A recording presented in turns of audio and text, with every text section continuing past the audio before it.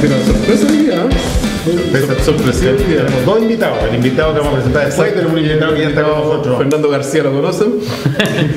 Gracias Tomás, bienvenido.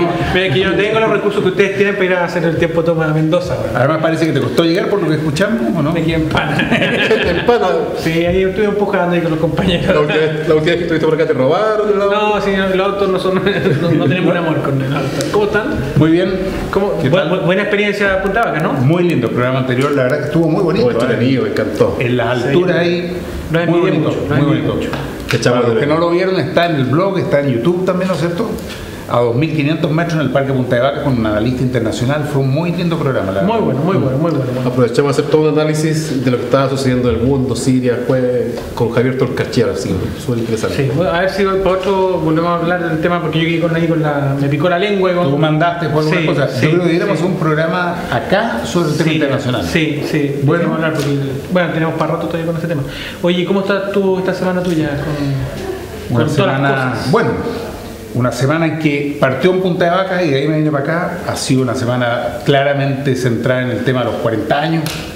Así que movía entre marchas, discursos, actos, eventos, muy intensa de día. Y sobre todo lo que está pasando en la tele, toda esta suerte de... Los perdones.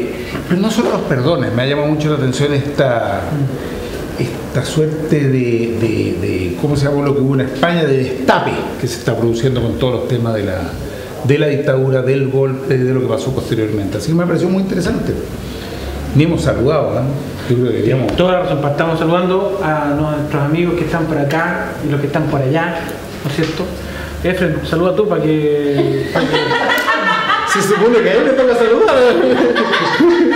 Ella no me acuerdo. Se supone que tú haces la apertura y dices que estamos Antonio López de Bello, 0413, en Umbral, Café Umbral, Centro Cultural Umbral. Sí, y ahora tenemos que decir, más que en Twitter, también nos pueden dejar sus saludos por Twitter, pero también nos pueden dejar saludos por nuestra página Facebook y también por YouTube. En YouTube. En YouTube también, que estamos en muchos lados. Bueno, hoy día tenemos como invitado un joven, veinteañero, 25 años, ex dirigente de la Confes del 2011, así que unos minutos más está por acá, así que va a ser un promesa y realidad y presente político. No, presente político y con un tremendo futuro además. Está bien. Así ha sido la semana para mí, con el tema del golpe muy presente. Yo estaba con una invitada extranjera esta semana en mi casa, una académica de Israel que estaba estudiando todo el tema de la educación en Chile, entonces fue para ella un momento y para mí con ella muy particular, porque fue la marcha de la educación el jueves, después vino la marcha del 11, que fue ahora, ayer, y todo esto que ha estado pasando, entonces yo quería preguntarle, ustedes que tienen mucho más experiencia política que yo, años y décadas, ¿no es cierto?, avanzada. Quería preguntarle... Recuerda que a ti te mandamos a estudiar a la Academia Diplomática, así que no tenga... No, quería preguntarles por qué creen que aparece justo a los 40 años este efecto, sí, distinto a los 30 años, y si ustedes creen que esto a los 50 años va a ocurrir lo mismo, o estamos viendo a los 40 años un fenómeno especial. Yo diría que a los 30 años también hubo su fuerte hecho noticioso de recuento, pero la diferencia es que la vez pasada se hablaba mucho de somos todos hermanos, somos todos bonitos, y ahora ha habido una cosa mucho de por qué las razones, los responsables, creo que hay una mucho fuerte que los... Y yo creo que ha sido un social, ha generado toda una suerte de allá dos países, la verdad por delante, no nada, de no soslayar nada, y de ahí la clase política ha estado haciendo finteo, algunos que aprovechándose, otros excusándose, muchos pidiendo perdón, y en muchos casos yo siento que de la boca para afuera. Y yo creo que es bueno que la televisión muestre esas imágenes que para mucha gente, para muchos jóvenes no lo hayan visto. Es bueno que se entreviste a Carmen Gloria Quintana, por ejemplo, y que dé todos sus testimonios que fueron sus quemaduras, lo que fue el atentado tremendo que le hicieron los militares. Es bueno que se entreviste a Manuel Guerrero hijo y que cuente lo que fue su experiencia, recordar esas imágenes cuando él tiene 14 años hablando en la vicaría de la solidaridad ante, no sé, 50, 70 adultos y él mostrando su testimonio como un niño de 14 años. Creo que eso es bueno, es sano. Más allá de la intencionalidad que haya, que yo no tengo una teoría sobre eso, no sé si tomar la tendrá. Yo creo que es distinto que a los 30 años, la verdad. Cuando se cumplen los 30 años estaba gobernando la Concertación, me parece que Lagos. Lagos, sí. Lagos. y de algún modo el discurso que se vendía era la transición terminó, estamos hoy día, ¿no es cierto?, en una nueva etapa, estaba con el cuento de la nueva constitución encima, en fin, no la nueva constitución, las reformas que se hicieron en el gobierno de Lago. Yo creo que hoy día el hecho que esté la derecha en el poder ha marcado fuertemente este 11. Creo que de algún modo se viene con mucho más fuerza la memoria, el ver que están instalados en la moneda y en el poder muchos de los que fueron protagonistas de la dictadura. Chadwick, por decirlo menos, Lavín, que está ahí jefe de campaña de la Matei, la misma Evelyn Matei, la candidata que es la hija de uno de los miembros de la Junta de Gobierno. Es decir, creo que hay muchos elementos que a la gente le pegan más cerca. Por otro lado, creo que los medios lo han tomado, lo conversamos también en un programa acá, empiezan a tomar el tema como una suerte de perspectiva histórica, porque ya empieza a haber una distancia generacional más grande con el golpe. Se lo mira como un hecho que sucedió, como cuando en la década del 70 o del 80 mirábamos los análisis de la Segunda Guerra Mundial, que aparecían como más atrás, más lejanos. El problema es que esta es una herida abierta. El problema que hay acá es que no se lo puede ver como a la Segunda Guerra Mundial como un hecho que ya sucedió y quedó cerrado, sino que está vivo. Los detenidos desaparecidos siguen desaparecidos. Los familiares siguen buscando. Los que estuvieron involucrados en la violación de los derechos humanos siguen en la impunidad. Y no solo en la impunidad, siguen presentes y activos en el Parlamento, en el gobierno, en la gestión máxima de universidades del país, en las grandes empresas, en la prensa, los medios de comunicación. Creo que de algún modo se está evidenciando para muchos que la dictadura sigue viva, es decir, que la Constitución sigue actuando, que Agustín Edwards sigue siendo quien tiene el medio de comunicación que de algún modo aparece como más importante, por lo menos en la prensa escrita. Y eso en muchos campos, es decir, que de algún modo se lo experimenta como viva todavía la dictadura. Y creo que eso ha generado una necesidad de mirar. Creo que eso está presente. Te puedo decir cuál es mi teoría. Que yo también creo, yo pensaba que ustedes agarraron un poco el lado generacional, porque para mí es casi evidente que es un tema generacional, porque tiene que ver que los tipos que nacieron en el 73 hoy día tienen 40 años, ya son adultos, se crecieron con otro paisaje, digamos, ¿no es cierto? O sea, no vienen con los tipos que construyeron el gobierno de Elwin, ¿no es cierto?, que construyeron el FMI, que venían con un arrastre desde previo al golpe, sí, que venían con esa bipolaridad, ¿no? Bueno, los que crecieron, ¿no es cierto?, los que hoy día tienen 40 años crecieron con la dictadura, pero con otro ambiente. Y son estos los que ahora vienen a exigir su hora de poder, digamos, su hora de recambio, y efectivamente generan otros símbolos, otra interpretación de la realidad que ellos vivieron. Yo creo que por ahí va el cuento, para mí, ¿me entendí? Y además, evidentemente, que en el recambio generacional también van muriendo todos los que fueron protagonistas de esa época, son cada vez menos, ¿no? Por lo tanto, a los 30 años esto no pasaba, a los 40 años sí pasa, y no va a pasar a los 50. ¿Sabes por qué no va a pasar a los 50? Porque hay menos gente que va a estar viva de esa época, ¿no es cierto?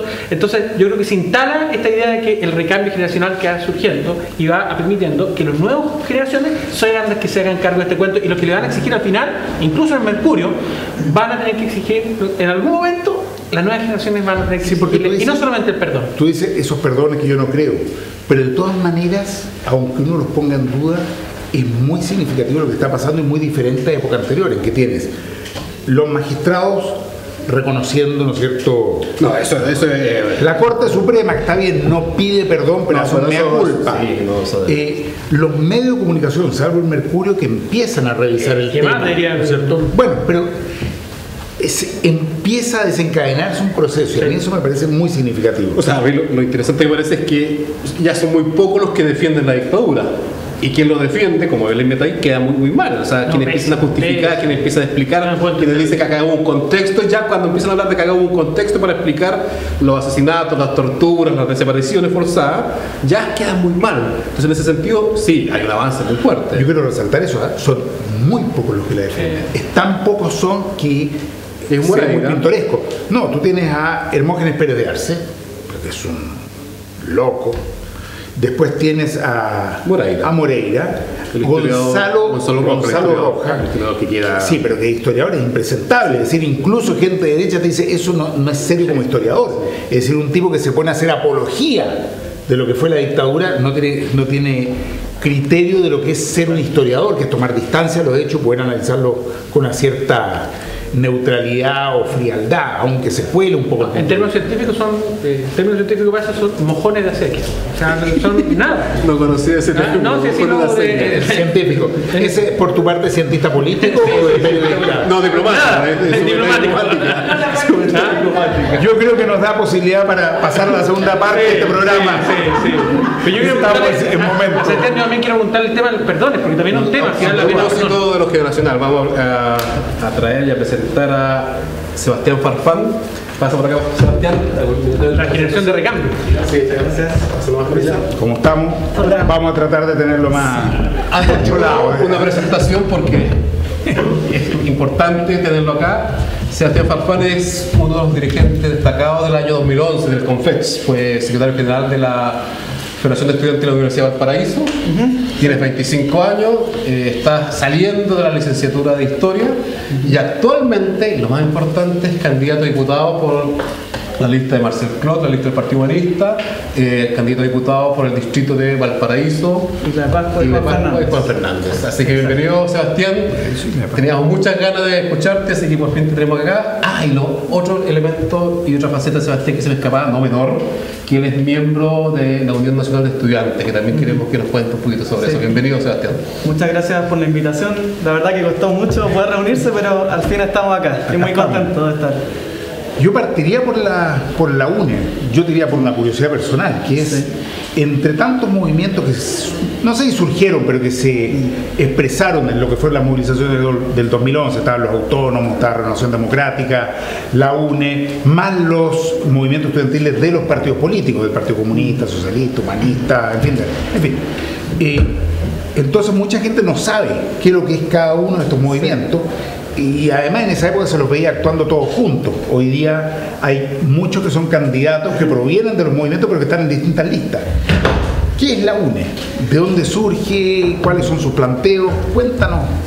Bueno, primero sobre la UNE, señalar que es un proceso bastante inédito que se da dentro de los movimientos de izquierda al interior de la universidad, sobre todo juvenil. Y eso es importante destacar de este proceso inédito. ¿Y por qué digo inédito y lo recalco bastante? Es porque se da un proceso unitario de distintos grupos y colectivos de izquierda que existían en todo Chile. Fruto de esta atomización que se vivió un poco en las fuerzas de izquierda en los años 90, en que muchos grupos se encontraban refugiados en su universidad en pequeñas parcelas. El año 2011 comenzamos a cuestionarnos nosotros acerca de la posibilidad de dar un salto a nivel político, para comenzar a plantear un proyecto de carácter nacional, entendiendo que el 2011 fue una coyuntura totalmente distinta a la que habíamos atravesado antes, que era una coyuntura nacional en la que nos vimos enfrentados a situaciones como la de conversar con los ministros, incluido el mismo presidente Piñera, o sea, cuestiones que antes no nos imaginábamos, pero que en ese momento se vivieran y que por lo tanto necesitaban nuevas representaciones también. La UNE viene un poco a llenar ese vacío. Surge la iniciativa en el año 2011, cuando vimos de que los colectivos pequeños de cada universidad nos quedaban chicos. Necesitamos un proyecto mayor. Las principales líneas que por lo tanto nosotros pretendimos hacernos cargo con la creación de la UNE era, uno, dar el salto de la lucha gremial hacia lo político, que era un salto que para la gente que nos está viendo no fue un salto automático. El 2011... al comienzo del 2011 las luchas que nosotros dábamos seguían siendo gremiales, y es cosa, si alguien se pone a ver los petitorios que surgieron en marzo-abril con el petitorio que terminó del CONFECH, son cuestiones, mundos abismalmente distintos, y eso no fue una cuestión gratuita, fue una lucha que se dio al interior del CONFECH por intentar avanzar hacia la lucha más política. Entre otros la protagonizamos la UNE. Y bueno, para llevar adelante ese programa nosotros pretendíamos también de que el 2011 debía marcar también un hito distinto en cuanto a la movilización, que no fuera solo una movilización en fechas emblemáticas o hitos simplemente, sino que fuera una movilización masiva a través de movilizaciones, paros y tomas si fuese necesario, para impulsar este tema en la agenda pública.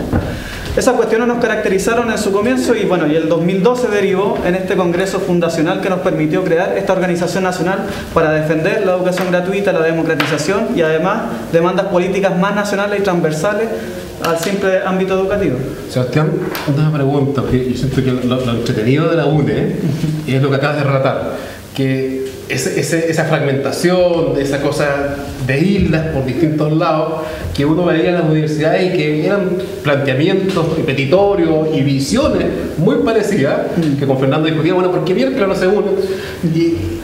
Y la UNE hace un proceso de convergencia, interesante. En este momento el movimiento estudiantil con más federaciones estudiantiles, que estaba orientando más federaciones estudiantiles. Te lo traslado ahora ese mismo proceso hacia la izquierda más política, que históricamente hemos estado fragmentados, aislados, que no es posible la unidad, que nos cagüineamos unos con otros, que no sé, que no podemos unirnos ni conversar con alguien porque desde los tiempos de Marmaduke y Grove no sé quién dijo no sé qué cosa, hasta con quien no sé, el otro le levantó la polola. Cuestiones como esas se viven en la izquierda. ¿Cómo ves el aporte que la UNE, que sabe de convergencia, puede hacerle a la izquierda más tradicional, más histórica, en el ámbito más adulto? Mira, yo creo que hay 3 elementos que nosotros discutimos en nuestro congreso y que dijimos, estos van a ser los elementos que van a caracterizar a nuestra organización, pero que además queremos proyectar hacia la izquierda, porque nosotros efectivamente tenemos una historia, una mochila que cargamos como toda la izquierda, y eso nos hacemos cargo también. Pero también creemos que los nuevos tiempos demandan también nuevas políticas, nuevas estrategias, nuevas tácticas, nuevas visiones. Y ahí esos 3 elementos son: 1, vocación de poder, que creemos que ese elemento es también nuevo dentro de la juventud, porque dentro de la juventud existe mucha desconfianza hacia cualquier tipo de política, y eso se traslada incluso a cualquier tipo de forma de organización, a cualquier liderazgo, a cualquier cosa que huela a política, existe un rechazo. Nosotros nos pusimos frente a eso y dijimos, bueno, eso hay que enfrentarlo. Por lo tanto dijimos, no, esta vez los estudiantes, los jóvenes, tenemos que tener vocación de poder. O sea, no podemos dejar que los espacios los ocupen los mismos de siempre. Muchos años, por ejemplo, la Confecha estuvo hegemonizada por la Concertación o por partidos más tradicionales, porque nosotros no nos atrevíamos a disputar. Incluso yo fui parte de muchos colectivos en los que nosotros discutíamos acerca si íbamos o postulábamos a un centro estudiante de una federación. Una discusión que puede parecer infantil, pero que hace algunos años, no hace tantos años, seguía siendo muy común dentro de los estudiantes. Ese primer elemento nosotros instalamos, vocación de poder. Hay que tener la capacidad de ir hacia las grandes mayorías. Esa es una particularidad. En segundo, va de la mano, que lo dije recién, es vocación de mayoría.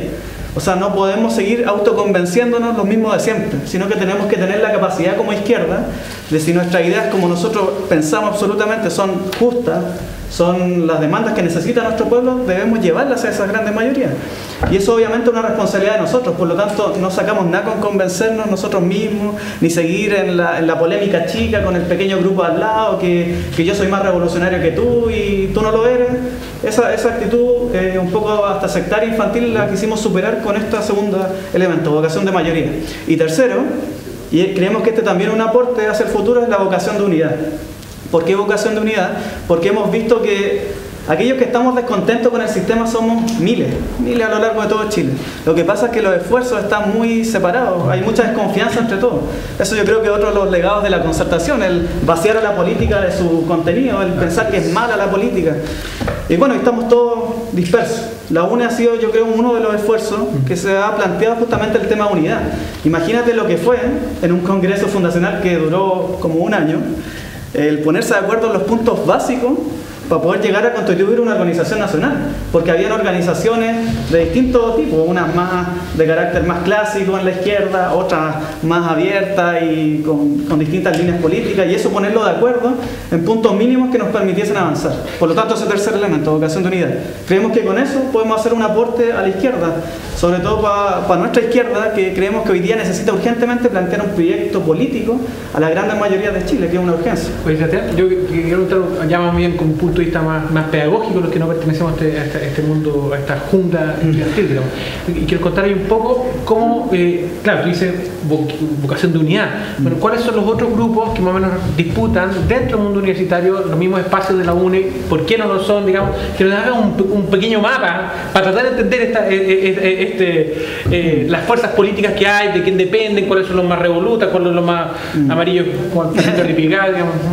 Bueno, dentro del movimiento estudiantil no es algo homogéneo. Mucha gente, veces la gente dice el movimiento estudiantil como un todo homogéneo y que todos pensamos lo mismo, todo lo contrario.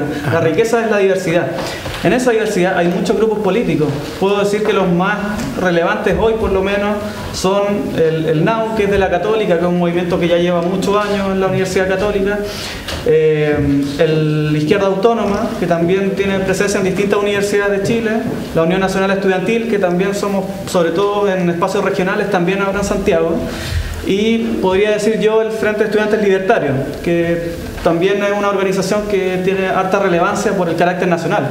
Después hay muchas organizaciones que son más locales, que no necesariamente tienen un desarrollo nacional, y a eso sumemos, dentro de estas fuerzas, que estas no son las únicas, porque parecen casi anomalías hablar de estas organizaciones, estas consignas a la gente común y corriente que nos escucha. Pero también está la concertación y también está incluso los grupos más de derecha de la Alianza. Lo que pasa es que esos grupos más tradicionales dentro del movimiento estudiantil, por lo menos universitario, han perdido completamente la hegemonía.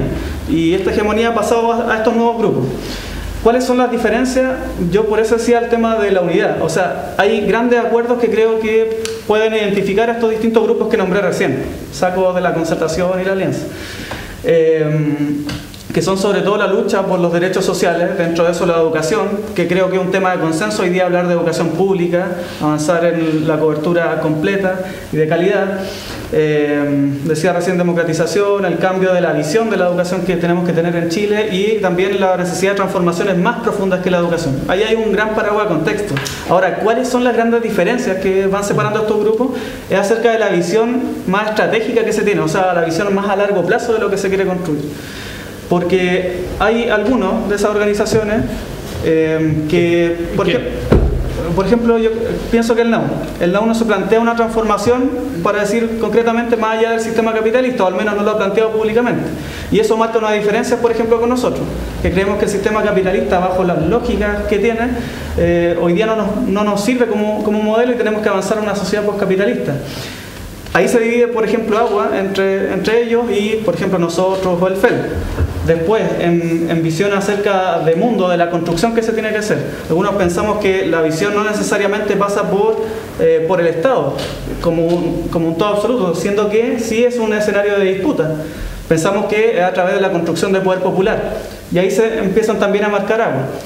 Y así, distintas visiones que en el plano más de largo plazo, de largo aliento, van diferenciando los proyectos que vamos buscando a mediano o incluso, como digo, estratégicamente. Ahora, en ese sentido, el UNE, tal como dice su nombre, Unión Nacional Estudiantil, ¿tiene existencia fuera del mundo estudiantil o tienen una intención de proyectarlo más allá del mundo estudiantil?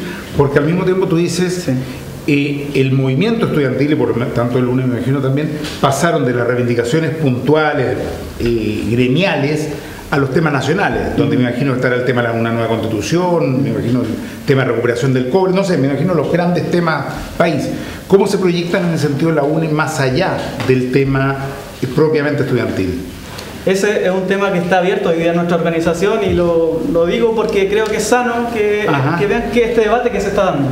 En nuestra organización hoy día hay compañeros que están planteando, bueno, ¿y después de la UNE qué? Porque uno, comprendemos que los cambios que necesita Chile no van a salir solo de los estudiantes, sino que se necesita un movimiento social y a los trabajadores, a los pobladores más organizados. Porque la magnitud de los cambios que estamos proponiendo son gigantescos. Imaginemos que solo plantear la educación pública dejó la embarrada en Chile. Imaginemos los otros cambios. Por lo tanto, hay un debate en nuestra organización de cómo avanzamos a constituir un nuevo instrumento para Chile. Ese debate seguramente va a estar planteado de la mano del segundo congreso de nuestra organización, que se va a realizar ya el próximo año, pero que esperamos, después de salir de esta coyuntura, comenzar a abrir los fuegos de ese debate. Justamente, ¿qué es lo que hacemos después? Porque hay muchos compañeros que vienen saliendo, me incluyo en eso, que vamos saliendo de la universidad y ahora nos planteamos, bueno, ¿qué construimos? Claro, ya no estás en la universidad. ¿Qué es lo que estamos construyendo? Entonces ahí muchos se plantean la necesidad de un nuevo instrumento para transformar Chile, que se comienza a dibujar ese nuevo instrumento. Están esas perspectivas. Y ya compañeros que han salido de la universidad han comenzado a construir en distintos lugares organizaciones. Por ejemplo, en Valparaíso está la Universidad Popular de Valparaíso, que surgió de compañeros que salieron y plantearon esta herramienta para empezar a levantar organización, sindicatos, etc. Los profesores que han salido están levantando el movimiento Unidad Docente. Otros compañeros están ayudando a levantar sindicatos. De ahí ha salido un trabajo muy bueno y provechoso con el sindicato Citeco de Rancagua, que proclamó el miércoles pasado a Marcel Clot como candidato presidencial. Entonces, bueno, esas son las perspectivas. Nosotros, obviamente, yo en lo personal, pienso que necesitamos reflexionar acerca de cómo construimos esta herramienta nueva que va a necesitar Chile, que va más allá de lo estudiantil, y que creo que como organización, humildemente, tenemos que poner nuestras manos a disposición para eso. Pero es un debate. Sebastián, hay otro elemento que a mí también me gusta mucho ustedes de la UNE. Creo que han dado pasos audaces dentro del ambiente que se vivía en el ámbito universitario. Tú mencionaste uno que era salir de lo gremial para ir hacia los grandes temas políticos nacionales. Pero hay un segundo elemento que otros grupos estudiantiles no se atrevieron a hacer, que fue una definición política presidencial. Les costó, el comando Marcel Clot estaba ahí a la espera y hagamos señales por aquí y por allá, no hay que hacer nada, hay que dejar. Pero ustedes como movimiento estudiantil tomaron una opción audaz, que es decir, nosotros vamos a ir tras una candidatura presidencial y vamos a apoyar explícitamente y vamos a ponernos a trabajar por la candidatura de Marcel Clot, situación que no han hecho otros movimientos estudiantiles. Cuéntanos un poquito de eso, ¿por qué y cómo surgió todo eso? Bueno, este fue un gigante debate. Yo creo que los que están en la mesa a lo mejor escucharon por ahí de los debates que teníamos y por qué nos demoramos tanto también en llegar a esta conclusión. Porque uno, es una organización que viene naciendo recién, de su congreso fundacional, y obviamente este tipo de debate en la juventud sobre todo genera mucha polémica, porque como decía recién hay mucha desconfianza en todo acerca de la disputa política como tal, de la institucionalidad. Yo la comprendo y la comparto, pero ahora el debate que nos vino a nosotros era si tenemos vocación de mayoría, si creemos que es necesario cambiar Chile, ¿cuáles son los caminos para cambiar ese Chile? ¿Cuáles son los caminos? Y ahí nosotros creemos que no hay una táctica aprobada 100% que nos diga este es el camino indicado y por este camino deben ir ustedes, sino que tenemos que tener la audacia política de saber combinar distintos elementos. Eso pensamos nosotros, a la vez de la construcción de fuerza social y poder popular desde abajo, el saber también disputar a esas grandes mayorías que siguen confiando en la concertación y la alianza y no tienen otra voz que les diga tenemos otro camino, tenemos que crear una alternativa. Por eso nosotros como Unión Nacional Estudiantil comenzamos a debatir este tema y dio para una gran discusión a la interna, que estaríamos creando todo un programa debatiendo todas las aristas de eso. Pero lo interesante fue que llegamos a la conclusión en base a los 3 pilares que nosotros definimos en nuestro congreso: vocación de mayoría, y con eso llegar a la comprensión de que es necesario disputar en todo tipo de escenario, vocación de poder, y que por lo tanto esa vocación de poder no es solo nuestra pequeña parcela, sino que tenemos que atrevernos, y vocación de unidad. Y en eso también fuimos humildes al poner sobre la palestra que nosotros como fuerza política no vamos a ser la que está encargada sola de transformar Chile, sino que hay otras fuerzas bregando y luchando hace mucho tiempo por lo mismo. Y vimos que en toda la moneda y en el espacio que se estaba constituyendo, latiendo a distintas fuerzas, uniéndose en torno a la candidatura de Marcel Clot, habían muchas de las fuerzas que nosotros mirábamos desde hace muchos años para transformar Chile. Y en eso, lo repito, fuimos humildes al decir, nosotros tenemos que sumarnos a ese proyecto, porque ahí hay compañeros y compañeras con los que el día de mañana, más allá de la candidatura presidencial, vamos a construir ese nuevo Chile que estamos pensando. Los vamos a necesitar a todos, y por lo tanto lo que nos interesa del proyecto Todas las Monedas es justamente eso, es justamente la potencialidad de comenzar a unirnos. Y en eso, sabiendo que como UNE no vamos a estar solos, sino que vamos a ser muchos los que vamos a estar destinados a cambiar este país. Yo te quería hacer una pregunta también, ahora desde el punto de vista más con respecto al tema que estábamos hablando recién, sacarte un poco de esto de la contingencia, y quería ver un poco tu mirada generacional de lo que estamos viviendo en estos días, ¿no? O sea, este cuanto a los perdones, sobre todo. Parece que el cuanto a los perdones parece que fue una cuestión de los viejos, de la vieja clase política. Me gustaría ver un poco generacional e izquierda, digamos. ¿Cómo tú ves esta cuestión? ¿Es un tema que no importa, que mirar el futuro? ¿Cómo? O sea, yo creo que es central. Había un pensador, Walter Benjamin, que decía que nosotros agarramos nuestras fuerzas más que del futuro, incluso más del pasado. Y esa fuerza desencadena nuestra potencial en el presente. Yo lo pienso así. Lo pienso así porque nosotros tenemos una gran mochila a nuestras espaldas, que todo lo que pasó en nuestro país no puede ser olvidado así como así. Por eso yo pongo cautela con el tema de los perdones, y también lo trato de entender. O sea, siempre se va a saludar que alguien pida perdón después de todo lo que pasó. pero ¿cómo entendemos esos perdones? Una, son cosas que algunos de ustedes ya dijeron. Una, me parece que es inexplicable el que esté sucediendo esto sin que haya pasado lo que ha pasado en Chile en los últimos años, con estos movimientos sociales que se han levantado, con una ciudadanía un poco más crítica en relación con lo que pasa en Chile y que obviamente también se siente golpeada. Esto de las redes sociales y todos cuestionando todo lo que pasa, me parece que pone una presión extra sobre la clase política. Incluso eso ha llegado a sectores de derecha, que creo que es más difícil hoy para ellos el decir yo estuve con la dictadura que lo que era hace unos años atrás, porque hay una ciudadanía que está más atenta a las jugadas que se van dando en el día de hoy. Eso por una parte. Y en segundo lugar, decir que en Chile mucha de la gente que participó de todos estos atropellos a los derechos humanos, de la dictadura, de la implementación de este modelo económico que nos rige hasta el día de hoy, sigue viva y en completa impunidad. Y no hablo solo de militares, porque de repente cuando sale el golpe militar se restringe el debate a solo las Fuerzas Armadas, sino sobre todo el sector cívico que participó del golpe, incluso con ayuda, ahora que se ha revelado tanto documento, tantos datos que tenemos, con ayuda de potencias extranjeras. Y pasa como colado ese tema, pero no es menor decir de que una potencia extranjera estuvo ayudando a grupos políticos en Chile para generar un golpe de Estado y después para sustentar un nuevo orden en Chile. Por lo tanto, me parece que mucha de la gente que sigue viva hoy día tiene mucha responsabilidad y esas cuestiones se cruzan. Una generación que va como en picada y otra que va como ascendiendo está cruzada en este nudo histórico que tenemos a 40 años del golpe, en una batalla por la memoria, obviamente. Yo creo que sin duda que estamos viviendo un momento muy único en el sentido. Y dentro de este escenario, ustedes han tomado una decisión coherente con lo que plantea de la vocación de poder y de mayoría, que es participar de los procesos electorales. Ya hablábamos con la pregunta de Efren del apoyo a una candidatura presidencial, la de Efren, la de Marcel, pero además están levantando candidaturas parlamentarias. Sí. Y quiero que vayamos un poco a ese tema. Tú, de dirigente estudiantil, de estar en esas movilizaciones, de estar en esos temas, estás hoy día como candidato a diputado por Valparaíso y Isla de Pascua y Juan Fernández, lo cual es un cambio no menor, creo yo.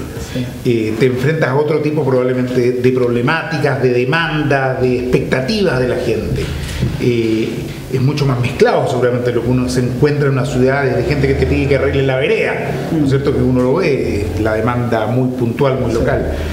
¿Cómo ha sido hasta ahora la experiencia que has tenido en la campaña parlamentaria, en esta candidatura de diputado, y cómo la visualizas hacia adelante también, quiero saber? Sí, primero que nosotros decidimos levantar esta candidatura parlamentaria porque comprendemos que igual aquellos que contribuimos a generar este nuevo escenario político tenemos una gran responsabilidad también con Chile, con el movimiento estudiantil y con nuestro pueblo.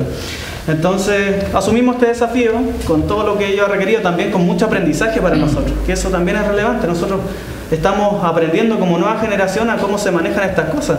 O sea, incluyó el tema presupuestario, el cómo armar una sede, el cómo hacer todo, pero un aprendizaje absolutamente rico. Todo nuevo. Todo nuevo para nosotros, y lo que más nos interesaba es justamente escuchar, en este caso a los porteños y a las porteñas, pero en realidad a través de ellos a todos los chilenos, acerca de qué es lo que piensan de este Chile y qué es lo que piensan acerca de qué es lo que tenemos que cambiar. Y eso nos hemos llevado, obviamente, a darles sorpresa y cuestiones sorpresivas. Por ejemplo, una opinión muy mayoritaria que yo siempre se la digo a todos, me ha tocado estar mucho en radio, ir a los cerros. Lo que nos dice la gente es generalmente esto: qué bueno que ustedes, los jóvenes, se están haciendo cargo de la política. Y nos felicitan, nos abrazan y toda la cosa. Pero en un segundo momento viene como el tema de la decepción. Yo creo que de tantos años de esta política corrupta que hemos tenido, que es decir, es muy bueno, pero al final todos terminan robando. Al final todos se terminan maleando con la política. Entonces eso igual nos ha llevado a reflexión acerca de que en el primer elemento hemos generado ese trastocamiento. Claro, yo también, como generación también ustedes contribuyeron también a ese... Sí, hemos generado ese trastocamiento quizás en el sentido más común de la población, pero en segundo lugar se mantiene presente algo que dejó muy instalado pero de manera perfecta la concertación, que fue el vaciar a la política de su contenido, como decía recién. Creo que es el gran legado que nos dejó la Concertación, el que la política sea visto como una mala cosa por parte de los ciudadanos. Yo sé que te quería preguntar, pero también el movimiento estudiantil, pero que tiene que ver con esto, perdona. Pero también, ¿no crees que realmente tú partiste diciendo, no, la desconfianza de los partidos políticos, también ustedes contribuyeron un poco a eso, digamos? O sea, ahora tú te ves al otro lado y decís, chuta, ¿cómo me subo yo a este cuento? No, pero ahora yo quiero responder por eso. Sí. No es que contribuyeron los estudiantes, pero ahora yo me meto. Pero se sumaron al argumento. ¿Por qué? No contribuyeron, por el contrario, estaban profundamente defraudados de la política y con justa razón. No, sin duda, pero también se hicieron parte de ese argumento. Sí, pero no es que no. ¿Por qué no? Es que una precisión. No es que, o sea, no era la crítica contra la política. Siempre cuando nos preguntaban a nosotros dijimos, nosotros estamos haciendo política. Porque muchas veces la prensa nos decía, como hincando ahí el diente en el lugar donde más les duele, ustedes están haciendo política, ya no son un movimiento social, nos decía la prensa, y nosotros decíamos, sí, somos un movimiento político. Lo que pasa es que estamos criticando a esa vieja clase política que ha administrado este país todos estos años y que creemos que no lo ha hecho bien. A eso sí contribuimos, yo creo, a generar ese malestar con esa vieja clase política, pero no a la política en general. Yo creo que esa es la gran distinción que yo haría, porque nosotros siempre dijimos, nosotros estamos haciendo política, estamos haciendo una política a lo mejor distinta desde el movimiento social, pero siempre fuimos transparentes. Sí, me consta que ellos siempre hablaron no hablaron mal de la política, hablaron mal de la vieja clase política. Ahora, a propósito de vieja política, a mí hay un elemento que lamentablemente en este escenario electoral no me ha cuajado bien.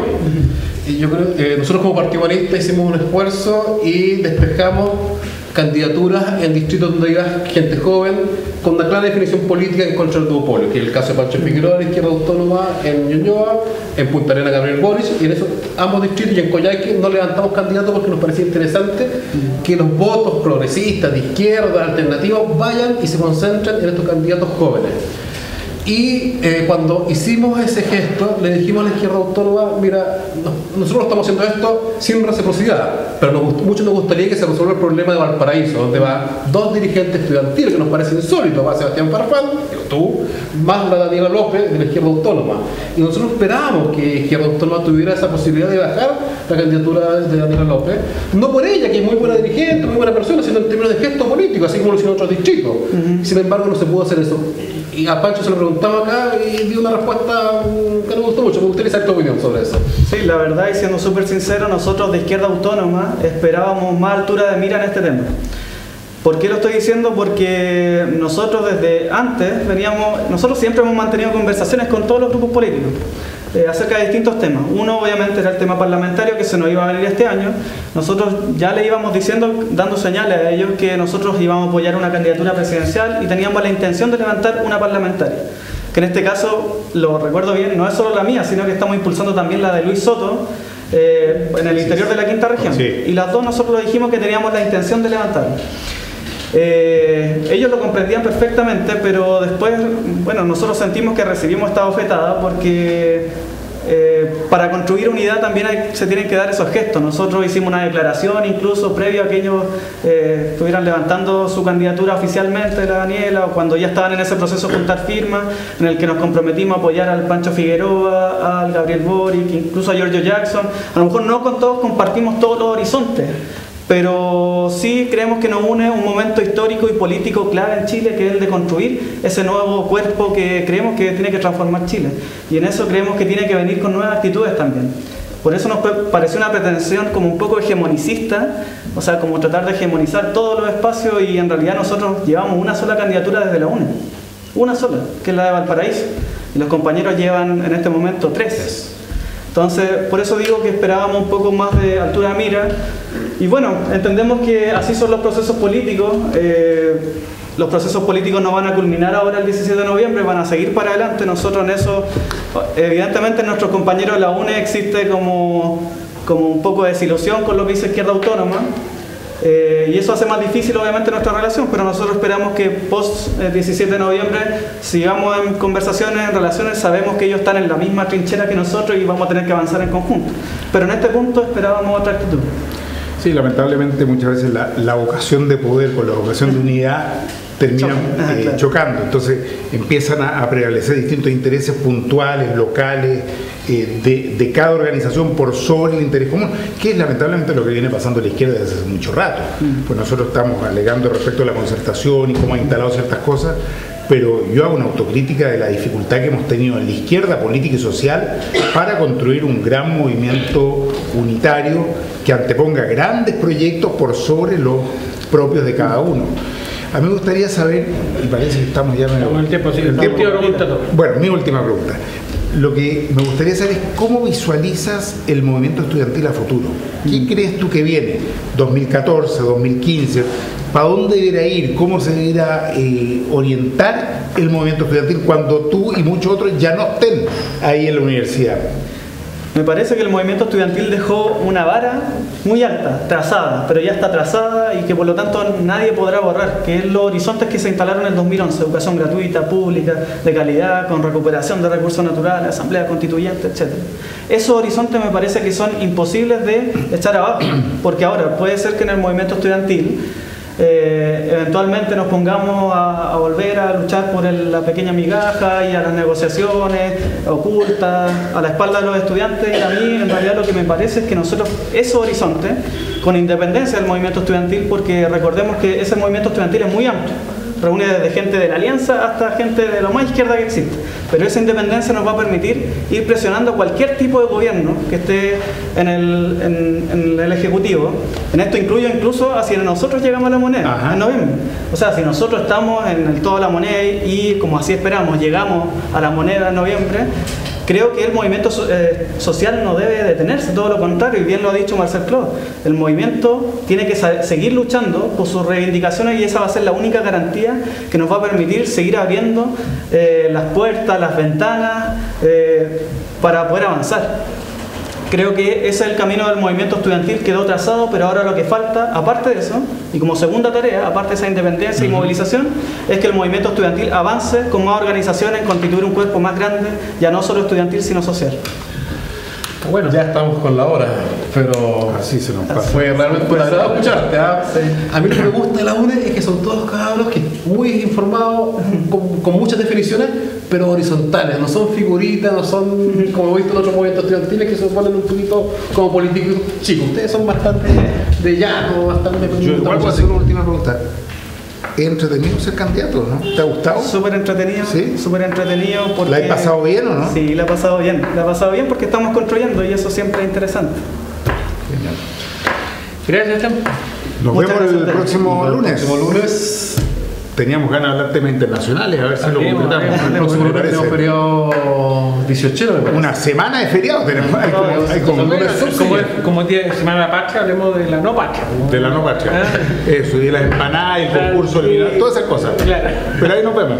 Ya, pues gracias, Chao. Sebastián. Hasta la próxima.